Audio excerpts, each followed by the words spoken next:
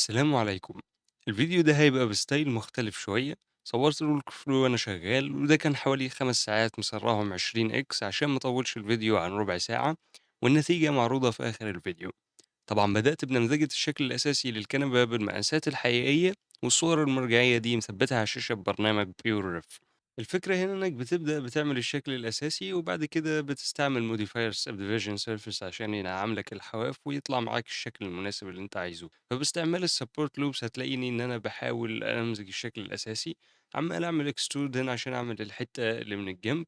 بعد كده ضفت bevel modifier في محاولة إن أنا أحاول أستعمله كsupport loops، وبعدين لقيته مش عاطيني النتيجة المناسبة. جربت أستعمل creasing لقيته برضه مش شغال كويس، فاستعملت support loops. هتلاقيني بكنترول R عمال أضيفهم وأقربهم، والزاوية اللي في الجنب دي حاولت إن أنا أظبطها شوية كمان، وبعدين عطيت لها شوية support loops وقعدت أشتغل عليها لحد ما عطتني الشكل المناسب. وبعد كده هتلاقي إن أنا باحاول أضبّط الtopology شوية، وعمّال أشيّك في الwireframe mode، واشتغلت شوية كمان على الزاوية اللي من الجنب ديّة. بعد كده جِبت الجزء اللي في النُص اللي هو المخدة الأساسية بتاعة الكنبة، وعطيت له subdivision عشان هنعمل له cloth simulation. وبعد كده عطيت له الإعدادات الأساسية وقعدت أجرّب فيها، وهتلاقي إن هو لمّا بيدخل بيتّاكل في نَفْسه دي كده بتبقى مشكلة بسبب الcollision في الغالب، فلمّا بتقلل الdistance بتدّيك نتيجة ممتازة. والpressure ده طبعًا ضروري عشان نخلّيه يتنفخ. وعشان أحدد النفخة ديّة واخلّيه مقارب شوية لشكل الصورة، جات لي فكرة إن أنا أحط plane فوقيه وأفعّل فيها collision عشان ييجي عندها ويُقف، ولكن هو هتلاقيه بيطلع من نُصّها كده، فاضطريت إن أنا أعلّي إعدادات الcollision والquality بتاعتها، وأضيف له شوية subdivision كمان سواء للmesh بتاع المخدة أو للplane ذات نفسها، وتعلّي الإعدادات وتقعد تجرّب لحد ما ينفع معاك أو تلاقي نتيجة كويسة أنت راضي عنها. وهتلاقي إن أنا عمّال أجرّب، وهي دي الفكرة في الcross simulation بالذات، كتر التجربة مع التعديل في الإعدادات اللي بتفرق فعلًا زي الcollision والvertex mass وكل دوّة. وهتلاقي إني أول ما قرّبت على نتيجة كويسة خدت backup وسيّفته، وبعدين قعدت أكمّل وأجرّب على نفس الإعدادات ديّة وأعدّل فيها شوية في الpressure وفي إعدادات الsimulation، وفضلت أكمّل وبرضه بshift وبالسهم الشمال عمّال أرجع لورا عشان أتأكد إني بابدأ الsimulation من أول وجديد. وهتلاقيني آخر ما وصلت لنتيجة كويسة أو راضي عنها لإنها قريّبة جدًا من الصورة الحقيقية، فضلت ألِف حواليها عشان أتأكد إن هي دي النتيجة اللي أنا هاكمّل عليها، وخدت backup عشان أعمل apply للmodifiers براحتي وأشتغل زي ما أنا عايز. وبعد كده عدّلت المكان بتاعها اللي هو بعد الcollision بيبقى بعيد شوية عن الmesh. وخلّينا ننتقل للجزء التاني وهو المخدات الضهر. بدأت إن أنا أعمل واحدة وأضيف لها شوية subdivisions وأشيل الأجزاء اللي في النُص عشان ما تدّينيش تجاعيد زيادة عن ما أنا محتاج. وبعد كده برضه نفس الفكرة، تدّي لها شوية pressure وتضيف شوية collision وself collision. والفكرة هنا أنا كنت باحاول أخلّيها تُقع من فوق عشان تدّيني الزاوية اللي ورا ديّة وتبقى متأثّرة بضهر الكنبة، ولكن ما نفعش الموضوع دوّة معايا، فبرضه فضلت أنزّل فيها وأخلّيها تتنفخ وتُقع على طول.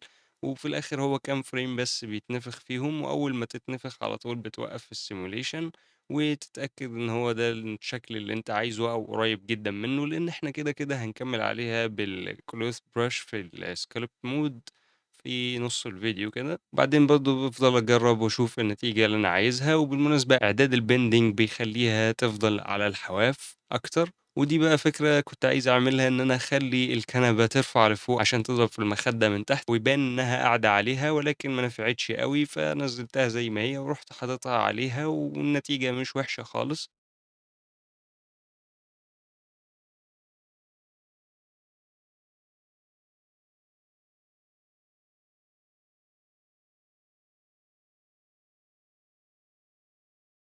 ودلوقتي باحاول إن أنا أشوف إزاي ممكن أعمل الstitches ديّة في الgeometry بعدين، ولكن ما عملتهاش دلوقتي، سِبتها. وهتلاقي إني باخد نسخة من مخدة الضهر ديّة عشان أعملها جنبها، ولكن طبعًا ما ينفعش يبقوا الاتنين نفس المخدة. كان ممكن أعمل simulation تاني، ولكن كده هاعدّل عليهم بالcloth brush. هتلاقي إني بدأت أدخل sculpt mode وأدّي شوية تجاعيد شوية للقاعدة الأساسية بتاعة الكنبة، عشان أزوّد في التفاصيل وأدّيها شوية واقعية زيادة. هتلاقيني عمّال أجرّب في إعدادات الcloth brush. أهم حاجة عندك الstroke method airbrush بينفع جامد، بدل ما أنت تفضل دايس ويعمل معاك كل ما تدوس أكتر، لأ هو airbrush بيفضل يعمل على طول، طول ما أنت بتحرّك الماوس. وعندك الsimulation area والdeformation بتقعد تعدّل عليهم عشان تشوف النتيجة المناسبة. ودلوقتي هتلاقيني إني بدأت أدخل أعمل seams لمخدتين الضهر عشان هنحتاجهم في الsculpting، وهتلاقي إني بدأت أضبّطهم شوية، وبعدين دخلت في mood النحت، بدأت إن أنا أدّي لهم شوية تفاصيل وأغيّر شكلهم عشان ما يبقوش زي بعض بالضبط، وبالinflate خلّيها من قدّام منفوخة شوية بدل ما هي flat خالص، وبعدين هانعّم الحواف عشان هي في الصورة ناعمة مش ناشفة كده زي ما هي كانت معمولة. فضلت طبعًا شغّال عليها زيادة وأدّيها شوية تفاصيل وأنعّم بshift عشان أتأكد إن النتيجة ديّة كويسة، وعمّال برضه أعدّل عليها، وبرضه استعملت الface sets من الUV scenes، باعمل generate face sets واستعملها في الsculpting عشان يدّي شوية تأثير في الbrush، واشتغلت عليها شوية كمان، أدّيها شوية تفاصيل وcreases عند الedges عشان يدّيني شوية تفاصيل وواقعية أكتر، وكل ده هيبان معانا في الnormal map بعد ما نعمل لها baking على الlow poly في آخر الفيديو. وبعدين اشتغلت عليها شوية كمان، وما فيش مانع إن أنت تزوّد شوية تفاصيل في كل حاجة، خلّيها دايمًا واقعية وما تزوّدش أوي لدرجة إن هي تبان fake. وأهم حاجة في الموضوع الreferences، وطبعًا هتلاقيني عمّال أبُص على الصور وعمّال أضيف شوية عشوائية في القماش بتاع كسوة الكنبة.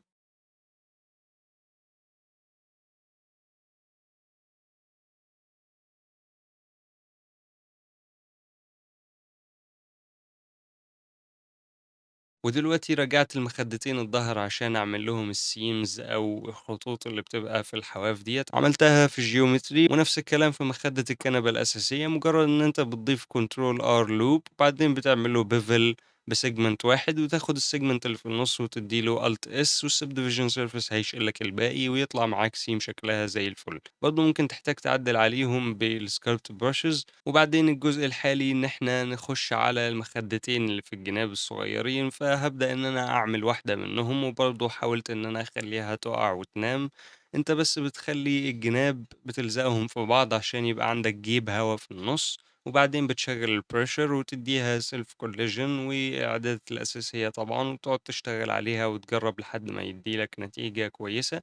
هتلاقي إن ما نفعش معايا إن أخلّيها تُقع غير لمّا بعدتها شوية عن الجنب ونيّمتها شوية لورا، فنفعت المرّة دي. وفضلت إن أنا شغّال عليها عمّال أعلّي في الإعدادات، وبعدين كنت عايزها تُقع من فوق عشان الزاوية بتاعتها تبان إن هي داخلة كده ما بين ضهر الكنبة وقاعدة الكنبة، ولكن هي ما نفعتش أوي، ففي الآخر اشتغلت عليها بالcloth simulation. جرّبت برضه إن أنا أضيف لها force field عشان يزُقّها لجوّه، ولكن ما نفعتش يعني. فبرضه فضلت أكمّل أجرّب في إعدادات مختلفة وأشوف النتيجة المناسبة لحد ما وصلت لحاجة أنا راضي عنها، برضه هاعدّل عليها بالscript brush بعدين، ولحد ما وصلت لنتيجة عاجباني كمّلت عليها وقعدت أعدّل على الgeometry وبعدين خدت منها نسخة على الجنب التاني وعملت لها simulation برضه وقّعتها بنفس الطريقة وعدّلت عليها بدل ما هي منفوخة زيادة ورجّعتها في مكانها وبعدين ضِفت seams بنفس الطريقة، واتأكدت إن الmodel وصل لنتيجة كويسة.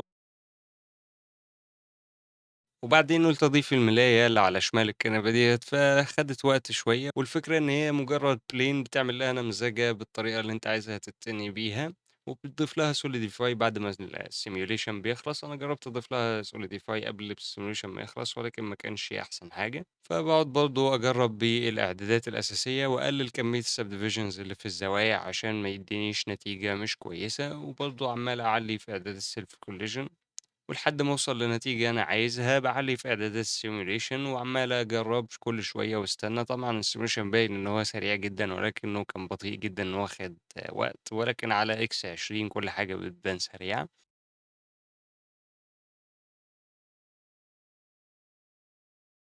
وفضلت أجرّب في الإعدادات المختلفة لحد ما وصلت لحاجة كويسة. هتلاقي إن طبعًا كان في مشاكل كتير في الsimulation، ولكن الحمد لله عرفت إن أوصل لنتيجة نوعًا ما كويسة. وفي الآخر زهقت منها ما رضيتش إن أنا أكمّل عليها، ولكن برضه يعني كروتّها أي حاجة كويسة وخلاص.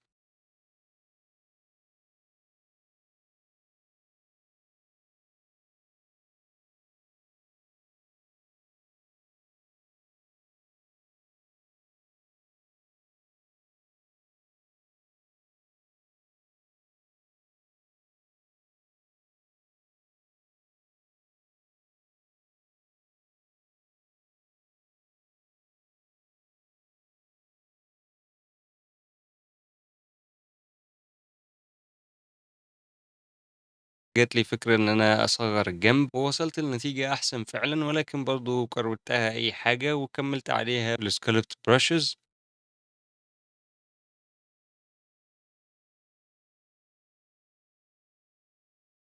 وفضلت أعدّل فيها عشان ما تبانش إن هي واقعة من الجنب كده، وعدّلت عليها من قدّام زقّيتها ناحية جنب الكنبة عشان أحُط المخدة قدّامها وما يبانش إن هي واقعة خالص لقدّام كده، لإن الsimulation ما كملش للآخر. بعد كده ضِفت لها الsolidify.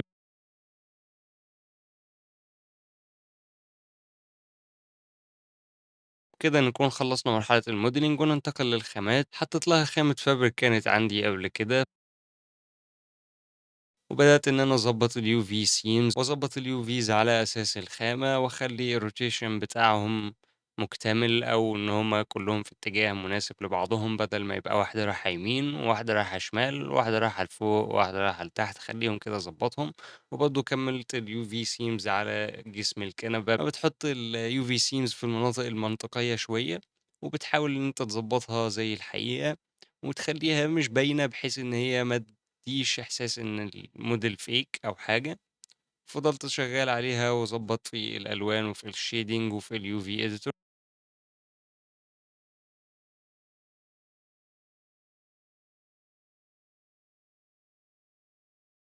وحاليًا كنت باجرّب عشان أوصل للحجم المناسب بالنسبة للtiling الtexture.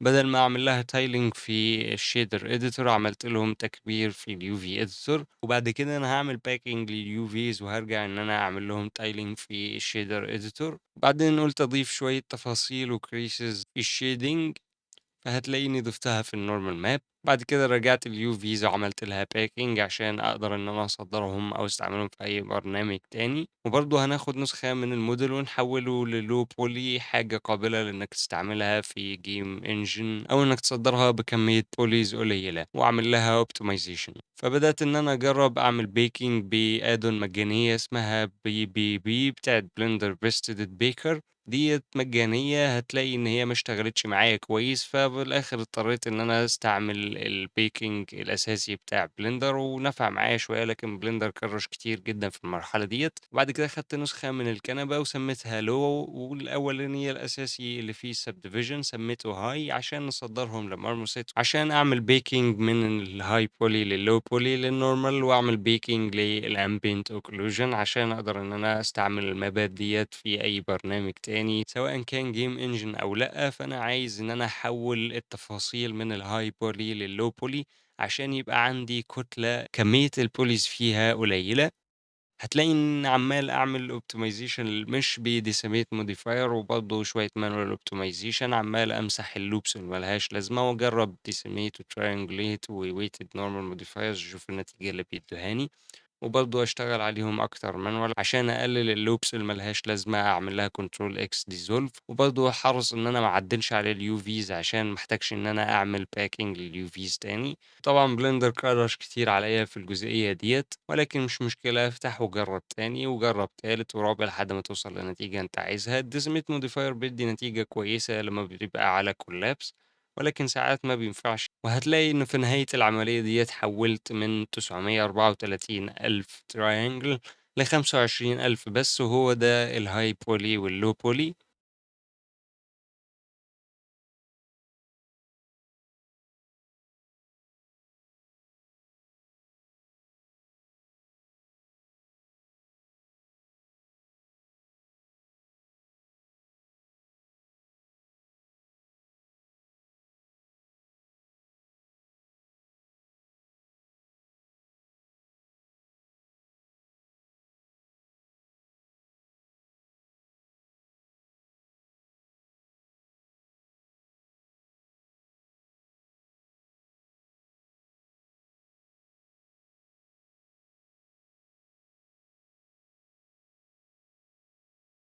بعد كده حوّلت على مرمس الtool bag عشان أعمل baking من الhigh poly للlow poly. ضبّطت الcage size وبدأت إن أنا أعمل baking للnormals وللambient occlusion، وبرضه خدت الnormal map اللي أنا كنت عامل لها bake من blender، ودي كانت النتيجة النهائية بتاعة الhigh poly والwire frame بتاعه. بعد كده اللو بولي هتلاحظ إن الفرق بسيط جدًا أو مش متشاف، ما عدا زوايا المخدتين اللي على اليمين والشمال لإني ما ضبطتهمش أوي. ولو حابب الصيغة دي من الفيديوهات اكتب لي تحت في التعليقات وقُل لي رأيك في الكنبة، والسلام عليكم ورحمة الله وبركاته.